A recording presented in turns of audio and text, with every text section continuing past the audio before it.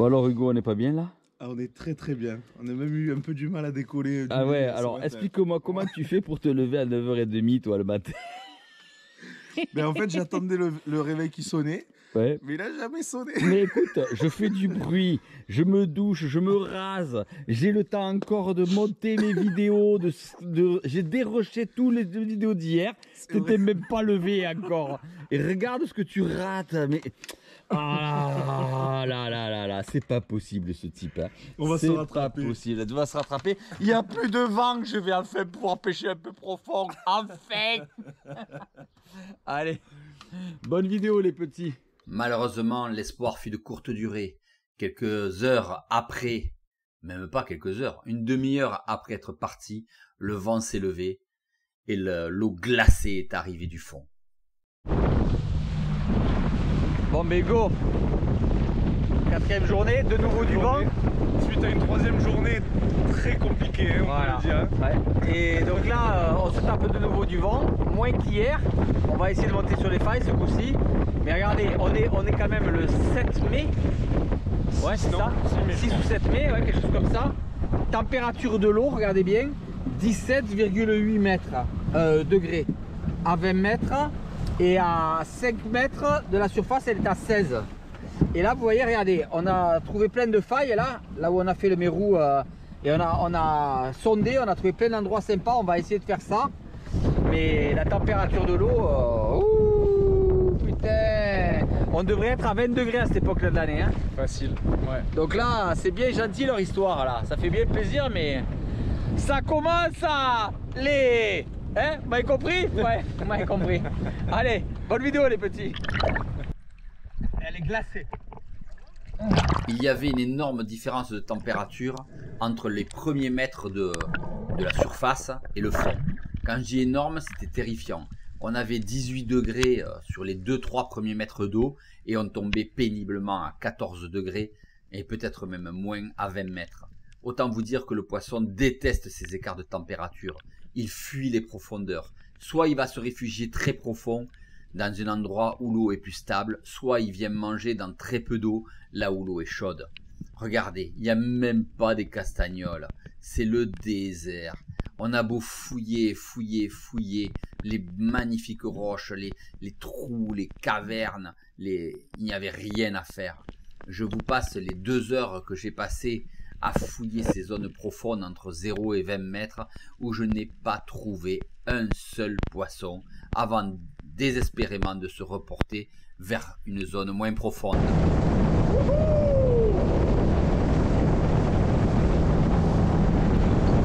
Bon mais voilà, donc du coup 17 degrés à surface, entre 12 et 14 au fond, le désert absolu. Conclusion, eh ben, on retourne pêcher dans 50 cm d'eau parce que c'est le seul endroit où il y a le poisson. C'est une horreur absolue. Et on va tracter Gaston Lagaffe derrière nous pour qu'il cherche le poisson. Regardez, il a pied. Là où on pêche, il a pied. C'est le désert. Oh là. On se laisse traîner par le bateau dans 1 ou 2 mètres d'eau à la recherche désespérément du poisson. Et on fera des kilomètres et des kilomètres de zones comme ça pour pouvoir espérer trouver un poisson par-ci par-là. Et tout d'un coup, Hugo trouve un poisson. Eh oui, vous l'avez vu? Est-ce que vous l'avez vu? Parce que moi j'ai mis énormément de temps à le distinguer. Je le montre à Océane. Hugo a vraiment eu l'œil sur ce coup-là, bravo.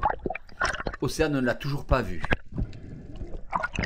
Elle se demande pourquoi je lui montre un caillou. Allez, vas-y, descends. Regarde, c'est là. Vous l'avez vu? Est-ce que vous l'avez vu? Toujours pas? Vous arrivez à le distinguer? Qu'est-ce que c'est? Dites-moi dans les commentaires si vous avez vu le poisson et si vous savez ce que c'était avant qu'on vous l'ait dit. C'est le rouge grondin. Il va partir, fais gaffe hein. Allez, Océane descend. Je la suis. Je filme l'action. Elle s'approche et elle le tire. Magnifique. Spectaculaire. Et là, elle est surprise. Elle se doutait pas du tout du type de poisson que c'était. On lui a fait un joli cadeau. Hugo lui a fait un magnifique cadeau. Bravo. Ouais, une galinette. J'ai jamais vu ça. Jamais. T'as vu ça? Tu peux dire merci à Hugo là, hein, parce que là il te l'a offert sur un plateau celui-là. Hein. Là, je vais te faire la bise là. Avec J'ai plaisir, avec jamais vu plaisir. ça. Vous savez comme c'est beau? Ouais. Et quand ça nage, tu vois comme c'est magnifique, il y a des taches bleues sur les ailes. Et ça c'est super bon à manger. Dans la bouillabaisse, il n'y a rien de meilleur. Hein. Extraordinaire. Mais s'il y en a un là, Ah, il y en a d'autres, il faut fouiller. Hein. Allez, tu le montes au bateau celui-là. Et je t'ai avancé, t'as vu, je te poussais parce que j'avais peur que tu le tires de trop loin et que tu le rates avec le 5 dents.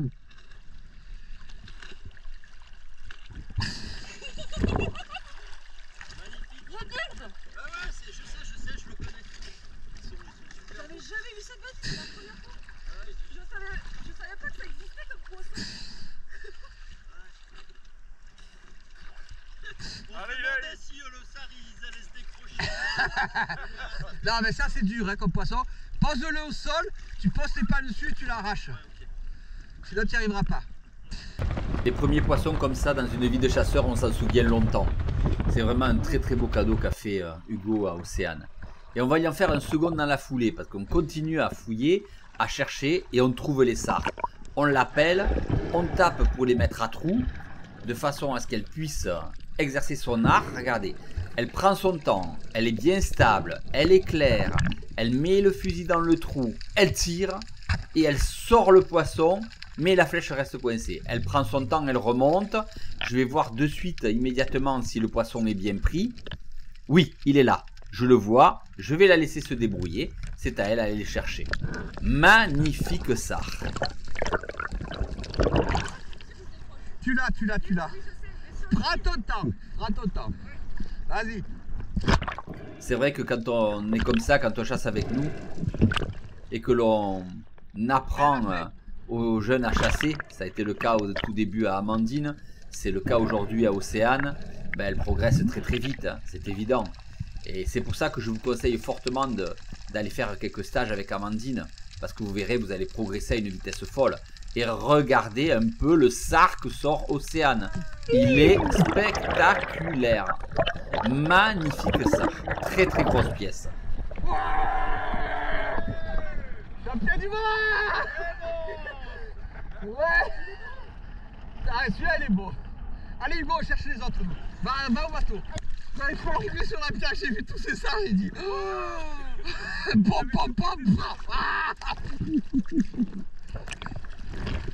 Tu sais que là t'as fait 2 énormes poissons et j'ai toute ton action complet. C'est un truc de fou. Ah ouais, c'est énorme. Tout d'un coup, je tombe sur une chose assez rare en milieu naturel. Je ne parle pas des étangs parce qu'on en a beaucoup en étang, mais en mer, je tombe sur une magnifique grande nacre.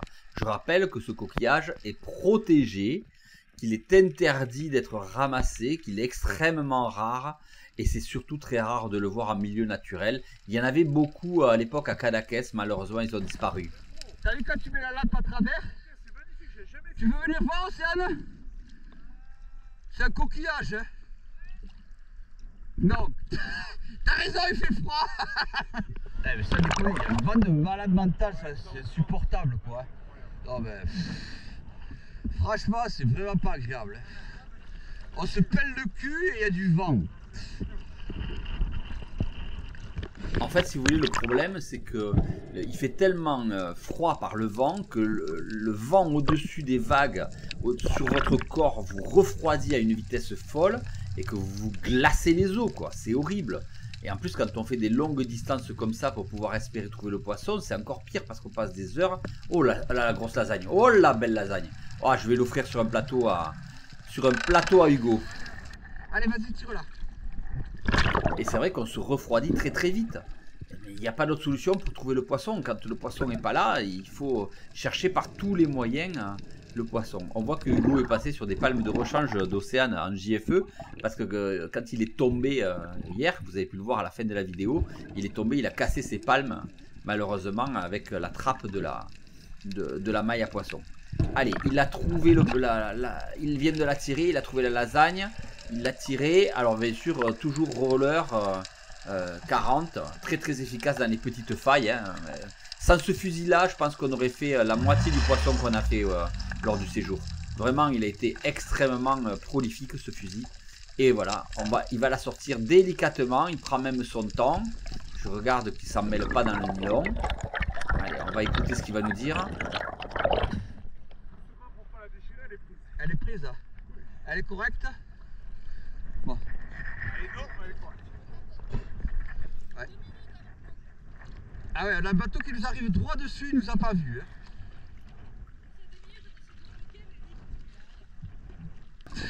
En fait, on était dimanche, et ben, le dimanche, il y a beaucoup de petits bateaux qui se baladent, et donc du coup, on était moins en sécurité, et le bateau devait vraiment nous surveiller de très très près, parce que malgré les bouées, dans le vent, je peux vous dire qu'on ne voyait pas du tout la présence des chasseurs. Et Hugo retravaille tranquillement son poisson, il prend son temps pour vraiment l'extraire de la pierre sans le déchirer. Il faut être méticuleux, parce que sinon, on peut vite perdre le poisson. Voilà, à peine sorti de la faille, il l'a sorti, il y a sauté dessus. Et une lasagne qui vient rejoindre notre accroche poisson. La lasagne qui, je le rappelle, est maintenant protégée en France, interdite. De toute façon, en France, on nous interdit tout. Hein.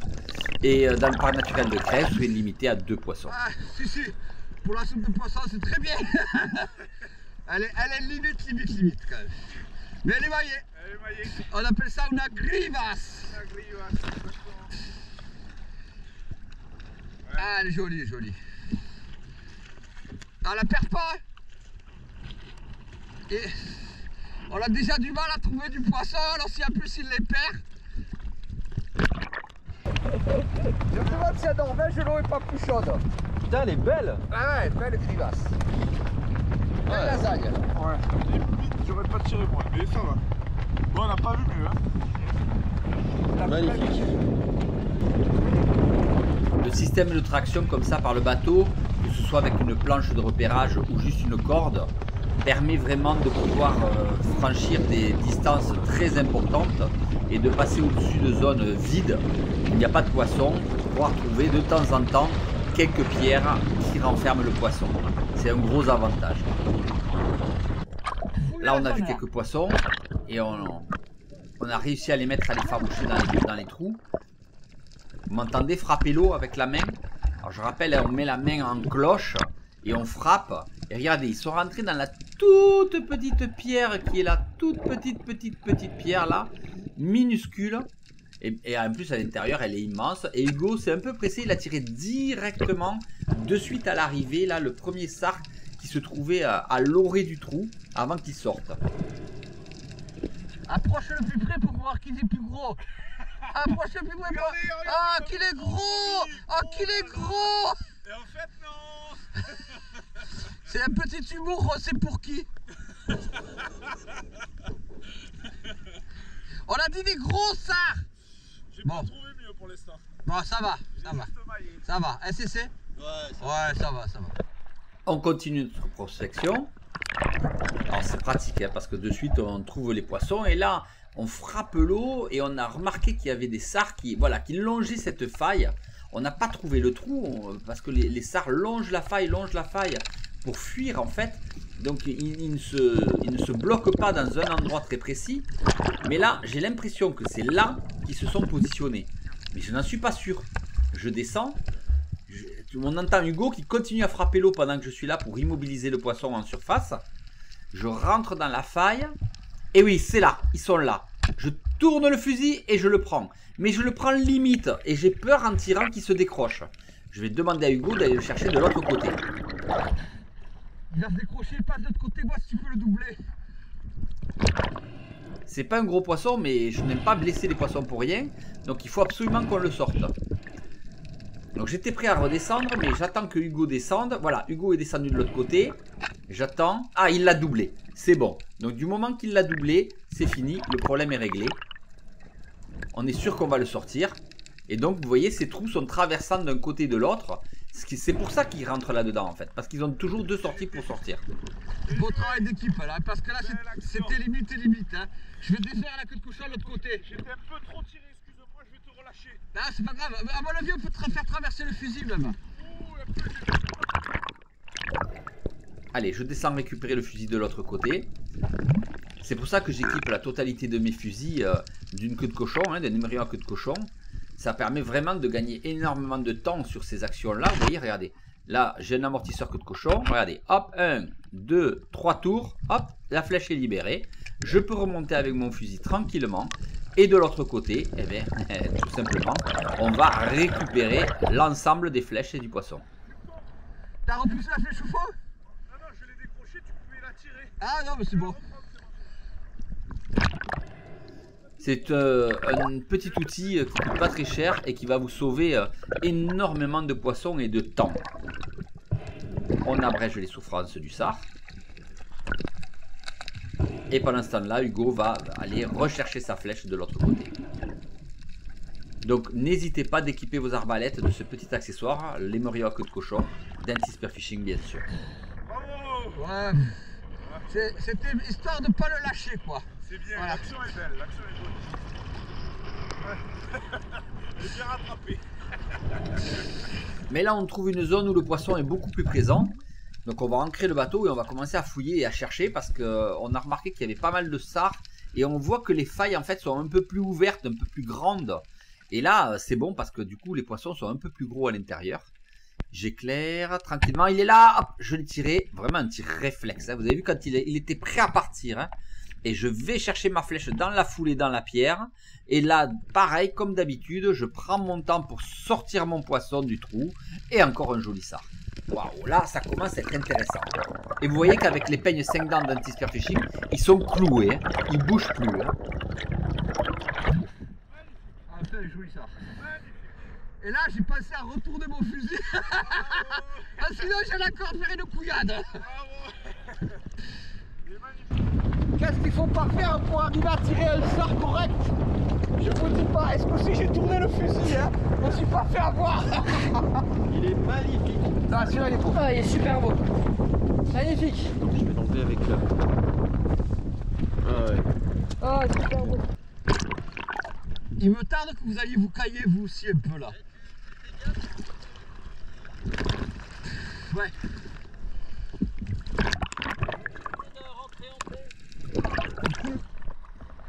Voilà, en face de Bethléem, on va trouver les gros sards.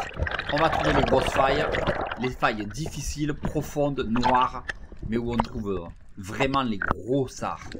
La Titi descend, on a ancré le bateau, il rentre dans la faille et il tombe sur deux gros sards. Mais les gros sards, ils glissent. La faille est énorme, elle est grande.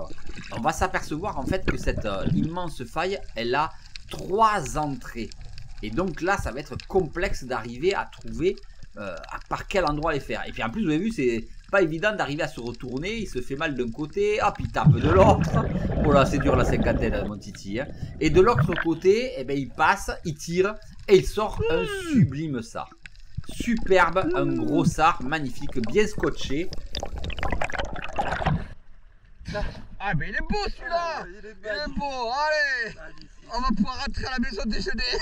Mais il y a l'autre, il faut aller le chercher. Mais il faut rentrer dans la pierre. Et quand il s'agit de rentrer dans les pierres, moi, croyez-moi, je sais le faire. Hein. Et donc je pénètre au fond de la pierre et je le vois là-bas. Mais je vois qu'il est à l'orée de la 3e sortie. Donc malheureusement, je n'ai pas le tir parce que ben, j'ai fait une erreur de caméra. Donc vous me verrez qu'au moment de la sortie, j'ai éteint ma caméra, j'ai oublié de la rallumer. Ça m'arrive rarement, mais des fois, c'est des choses qui arrivent. Et je rentre à l'intérieur de la roche, dans le noir absolu. Je me hisse avec les mains de façon à pouvoir arriver au plus profond. Je vais éclairer pour trouver mon poisson que j'ai tiré. Voilà, il est là, vous allez voir. Hop, et hop, je le sors. Je l'avais séché net. Il est énorme. Plus du kilo. Un très beau poisson. Le plus gros sard qu'on aura sorti du séjour au fond de cette dalle. En fait, on aura sorti les deux, et moi aussi je me cogne, décidément la cinquantaine. Hein. Et on aura sorti les deux poissons, Titi d'un côté, moi de l'autre. Il fallait le chercher quand même, hein? Dingue, magnifique. Et bah tu vois, les deux ils étaient ensemble. Ah, très beau poisson. Bravo Titi. Yes, yeah. Génial. Et Titi, dans l'eau, il prépare tous ses poissons à l'ekijime, c'est-à-dire la méthode japonaise pour pouvoir garder le poisson plus longtemps. Il perce, comme on vous l'a expliqué dans une vidéo précédente, le crâne du poisson avec l'accroche poisson. Et ensuite, il prend un petit bout de fil de fer, vous voyez, qu'il a accroché. C'est du fil du câble de pêche d'Anti Spearfishing pour les pointes détachables. Et il vient planter en fait le câble à l'intérieur de la dorsale du poisson. Tout le long de la dorsale, il rentre en fait dans l'épine dorsale, et enfin dans l'épine centrale d'ailleurs, pas dorsale, pardon, dans l'épine centrale, et il vient titiller pour enlever le sang. Ça permet de mieux garder le poisson, et le poisson est beaucoup plus tendre.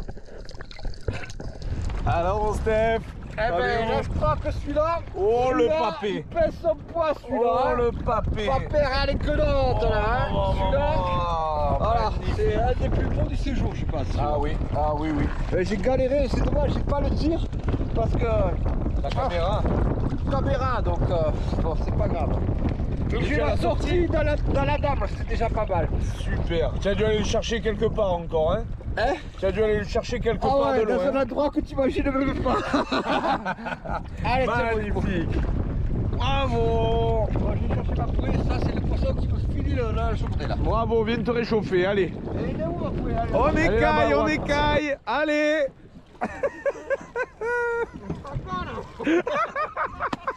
Ta gueule, Hugo! Mais pas quoi! Mais t'as t'écaillé pour ça!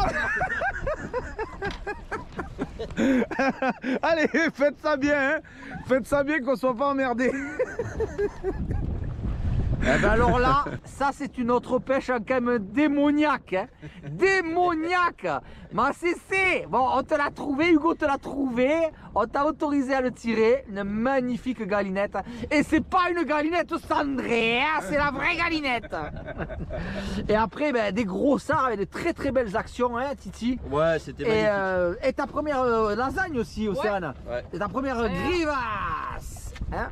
La grivasse, c'est le nom espagnol. Eh bien, vous êtes régalés les petits? Ouais, Magnifique. Bon, c'était le 4e jour.